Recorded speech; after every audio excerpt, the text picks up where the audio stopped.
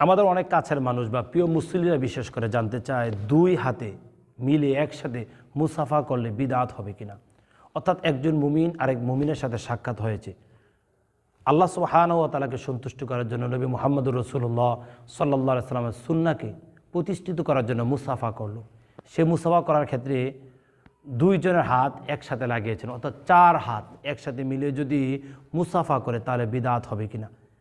নবী মুহাম্মদুর রাসূলুল্লাহ সাল্লাল্লাহু আলাইহি ওয়াসাল্লাম সুন্নাহ দ্বারা স্বীকৃতপ্রাপ্ত হাদিস রয়েছে, দুই হাতেও যদি মুসাফা করে তাহলে সেটা বিদআত হবে না। এক হাতেও মুসাফা করার হাদিস রয়েছে, দুই হাতে একসাথে মিলেও মুসাফা করার বিধান রয়েছে। এই বিষয়গুলো নিয়ে আমরা বিভিন্ন আলোচনা না করে আমরা একেবারে সংক্ষিপ্ত হয়ে আলোচনা করার চেষ্টা করছি। সেটা হচ্ছে দুই হাতেও যদি মুসাফা করে সেটাও রাসূলের সুন্নাহ প্রতিষ্ঠিত হবে, যদি এক হাতেও যদি মুসাফা করে তাহলে রাসূলের সুন্নাহ প্রতিষ্ঠিত হবে। তাহলে আমরা গুমরাহি না বলে বিদআত না বলে আমরা নবী মুহাম্মদুর রাসূলুল্লাহ সাল্লাল্লাহু আলাইহি ওয়াসাল্লাম প্রতিটি সুন্নাহকেই উজ্জীবিত করার চেষ্টা করব ইনশাআল্লাহ। আল্লাহ সুবহানাহু ওয়া তাআলা আমাদের সবাইকে নবী মুহাম্মদুর রাসূলুল্লাহ সাল্লাল্লাহু আলাইহি ওয়াসাল্লামের সুন্নাহকে ধারণ করার তৌফিক দান করুক। আল্লাহুম্মা আমিন।